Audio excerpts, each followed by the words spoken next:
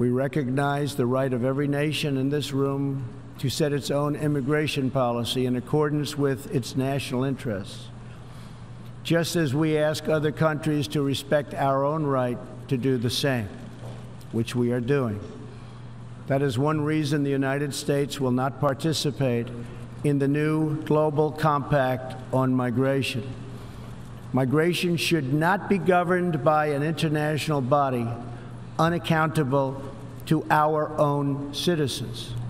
Ultimately, the only long-term solution to the migration crisis is to help people build more hopeful futures in their home countries, make their countries great again. Currently, we are witnessing a human tragedy, as an example, in Venezuela. More than 2 million people have fled the anguish inflicted by the socialist Maduro regime and its Cuban sponsors. Not long ago, Venezuela was one of the richest countries on earth. Today, socialism has bankrupted the oil-rich nation and driven its people into abject poverty. Virtually everywhere socialism or communism has been tried, it has produced suffering, corruption, and decay. Socialism's thirst for power leads to expansion, incursion, and oppression. All nations of the world should resist socialism and the misery that it brings to everyone. In that spirit, we ask the nations gathered here to join us in calling for the restoration of democracy in Venezuela. Today, we are announcing additional sanctions against the repressive regime, targeting Maduro's inner circle and close advisors. We are grateful for all of the work the United Nations does around the world to help people build better lives for themselves and their families.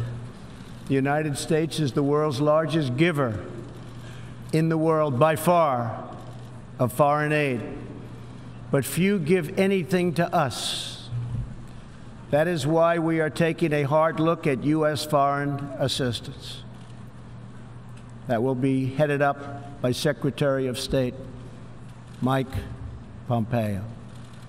We will examine what is working, what is not working, and whether the countries who receive our dollars and our protection also have our interests at heart. Moving forward, we are only going to give foreign aid to those who respect us and, frankly, are our friends. We believe that trade must be fair and reciprocal. The United States will not be taken advantage of any longer. For decades, the United States opened its economy, the largest by far on earth, with few conditions.